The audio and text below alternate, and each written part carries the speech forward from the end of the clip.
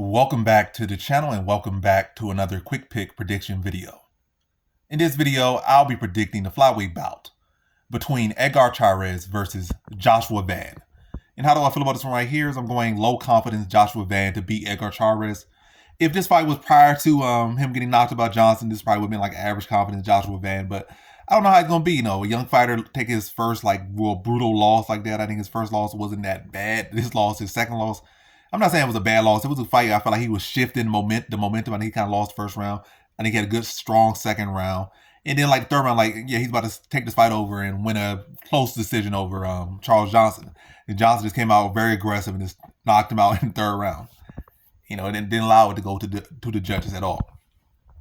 But it was a good fight up until that point for him. Not to say it was like a bad fight. It was a good competitive fight, 1-1 going to the third round. Charles Johnson just flipped the switch and turned Joshua Van's switch off and won the fight. But we don't know how that's going to affect a young fighter, so I can't be all like, oh, he's going to bounce back like it's nothing. Definitely younger fighters do a better job of bouncing back because they're so young. He only not even 25 yet. So I got knocked out. Back in the gym, they recover quick. As opposed to fighters 36, 37, they get knocked out. I was a legend. I had 900 defenses. They get knocked out. They get knocked out again. Damn, my time has come to an end. They start streaking losses. But young guys could typically bounce back better. But we'll see. But that's my concern. But it's not like Edgar Chairez is such a big hitter. More so, Edgar Chairez he could crack. So you gotta respect his power. But it's not like he's a known, notable, heavy-handed fighter, such a solid striker. I would say in this fight, his biggest advantage will be his size and his grappling.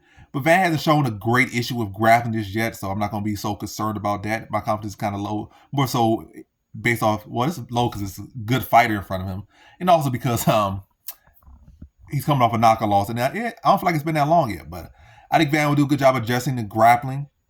And I do think he's the better striker. I think he's the more active striker, more effective striker. And I think he'll be able to grind out a decision over Edgar Chairez. But Chairez will definitely probably be looking to ring his bell again, given the fact that he was just knocked out. But I think Joshua Van will, respond well to, his first loss in the UFC. And I think he beats Edgar Chairez in a competitive decision, addressing the grappling, and just putting the pressure on, mixing the body shots up, boxing, put on a good performance, good competitive performance, and, put on the performance he needs to respond to his first loss in the UFC, and showing that he's still very much one of the better prospects in his flyweight division. So in this one, I got Joshua Van via decision.